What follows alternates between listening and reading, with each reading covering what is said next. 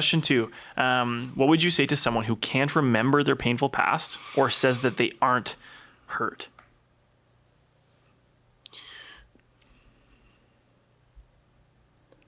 I mean,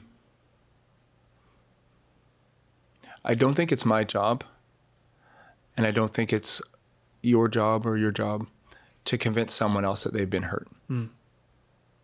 Does that make sense? But it's kind of like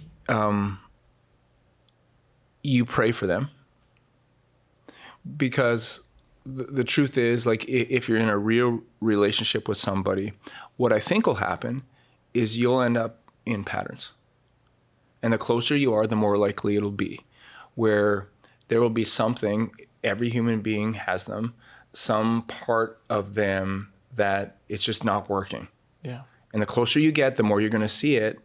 And often those parts of whether it's not wanting to get really close with someone, maybe it's anger, whatever it is, defensiveness, whatever it is, often those actually go back to previous hurts. Yeah. So I don't think it's our job to say to somebody, I'm going to prove to you that you really were hurting. But it is our opportunity, if we really love them, when we walk into a situation where we're like, hey man, this is kind of weird, right? And I heard a phrase the other day that said, in life, you kind of have one of two choices. You can save face, or you can save your, which a word that I can't say on the podcast, but so maybe I could change it and say, you can either save your face or save your life. And I think sometimes in the church, we kind of have this impression that we have to walk around and say to everybody, I'm all good, man. Life's just so good. Nothing bad has ever happened to me. And it's almost like we want to establish this pattern. The problem is God can't heal the person you're pretending to be. Yeah. So now you got to figure it out. You got to choose. Do you want to save your face, the part that everyone can see? Or do you want to really save your life and move on in a place of healing? Does that make sense? It does, yeah. Okay. Yeah, that's really good. It actually reminds me, there's a book called The Cure, and it talks about how there's two pathways of life. One is pleasing God, and one is trusting God. Yeah. And pleasing God leads you to the room of good intentions, where everybody is like that, right? I'm good. They're hiding behind masks, and underneath the mask is really the pain. And then the path of trusting God leads you to the room of grace, where people are genuinely experiencing the love and the grace of God as themselves, right? The person behind that mask. So yeah, that's really good. I mean, something that kind of a follow-up, I guess, to that, because maybe somebody's sitting here and listening, and they're that person who maybe someone else is trying to help identify their hurt.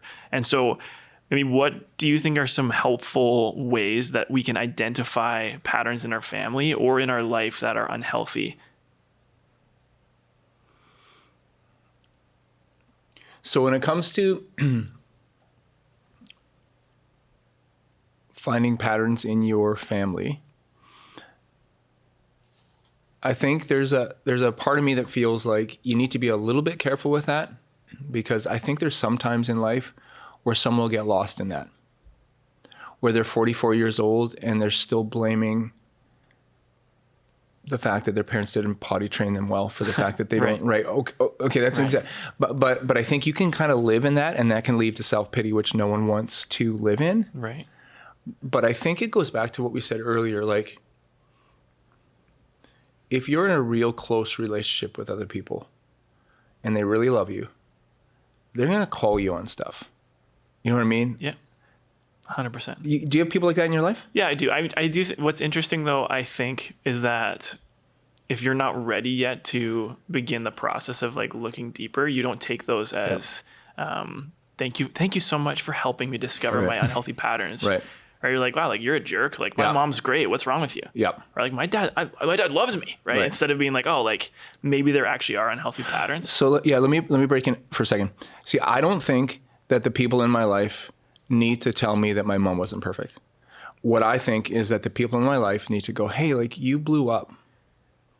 And then it's like, okay, God, like something's broken inside of me. Or there's a trait, you know what I mean? And then that's the journey I take on my own. But as I'm teachable and humble with the people around me, that gives me the opportunity to step into that healing place. Right. Yeah. And I do think the hard part with that though is that if you like just go based on somebody, like, because the reality is we all have habits and behaviors we don't like. Yep. right? But there is, I think, at least from my experience personally, it's not helpful for me to try to just be like, manage my behaviors, right? Like to like modify behavior. And I remember I shared on the last podcast how I like struggled with porn for years of my life, and starting off trying to deal with that. I didn't like it, right? Like, of course, that was step one. I didn't like it. Right. I'm like, so how do I fix this? I tried to actually just be like modifying my behavior, and it didn't work.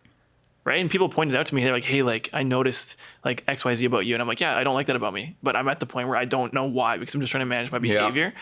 And so I think what's interesting is like, I think that's where people get stuck. Yep.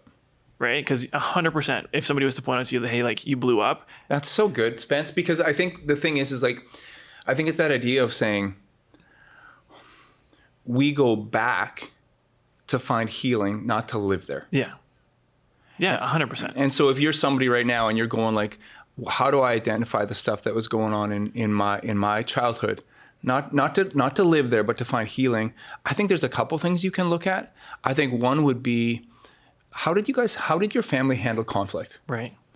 You know, and just looking back, like, do you see patterns from that? Was it a blow up family? Was it a passive aggressive family? Right. Or another thing to look at is see if you can identify roles in your family. Can you give a few examples? Sure. Emotional roles would be something like this. One person is the peacekeeper. One person is the anger expressor. Right? So they're the ones that everyone's kind of on the edge of their seat going, how is this person doing today? Maybe it's dad. He walks in the door. You can tell by the way he opens the door how it's going to be. And one person is the caretaker. They're running around trying to think, is everybody else okay? One person could be the scapegoat. So all the unhappiness in the family gets directed at that one person. Wow. One person could be the hidden child. You know, the child is just like, oh, this is a chaotic mess. And just to stay out of the chaos, to stay out of the pain, just ends up hiding. And then one can be the hero. You know? AKA codependent. But anyways, but if you were to look at that and ask yourself, did these roles present themselves in my family, and how might that affect me today? Right. If you like bumped into someone who, like, say progresses into that point and they've like recognized like different roles in their family or different behaviors that their family had or had, what would you ever suggest them to go to their family with this? Or would you say like you just mentioned earlier, like this is more of a personal journey that you work through? Or like, I just feel like, would there be possibly like any danger if you brought those thoughts, be like, hey, like when we were growing up, I realized that you were always this person, or what would you suggest, or how to handle that and how not to, or how to avoid different things in that? I love that. I mean, it reminds me when you get on an airplane and then they say to you, hey, if we lose cabin pressure, masks are going to drop. And they say, hey, before you try to help anybody else out, what do you do? Help yourself. Yeah, put your mask on. And I think there's something to that, in the sense of the first thing you're doing is you're pursuing some semblance of healing yourself. And then asking God, Lord, show me, Holy Spirit, guide me when that moment comes, when that opportunity comes to talk to a sibling or even a parent. And how would I do that? How would I approach that so that we can, number one, I can help them, and we can move into a more truth-based relationship. Yeah. But I think step one is always, God, like, help me identify where I'm hurting, where I'm broken, where I can find healing. Yeah, that's so good. You know? Yeah, no, that reminds me. Because I a lot of times when I'm talking with somebody, inevitably when you share about something you struggle with, people want to come and they all of a sudden, everybody who has ever struggled with it, anyone who's ever struggled with it is like, oh, hey man, they want to tell you about their porn addiction because you shared about it one time, which has led me to many conversations where people are like looking for help, right? Looking to kind of go on the same journey that I have been on my life, which, because of my own experience, the first thing that I try to tell them to do is to collect data on yourself. Like the goal should be look at yourself and start making note of it. Like, and it's not just to do with like even necessarily addictive things, but like, you notice that you get angry a lot. Have you asked yourself, what times do I get angry? In what situations? Around what people? Mm-hmm. Like what is happening before and after? And being able to like actually begin to identify for yourself those patterns, I think a lot of times people want to take action very, very quickly on those things, and they feel like they can just like solve it all after one experience, right? Like they get angry and they're like, oh, like I need to go do X, Y, Z. And it's like, well, like maybe that's actually not the issue, or like maybe you always get angry because this part of yourself was threatened, right? And if you don't collect that on yourself, you're not going to be able to actually really identify that. So yeah, I don't know. I love all that you said. I feel like it's just so helpful to actually, look inward on those things.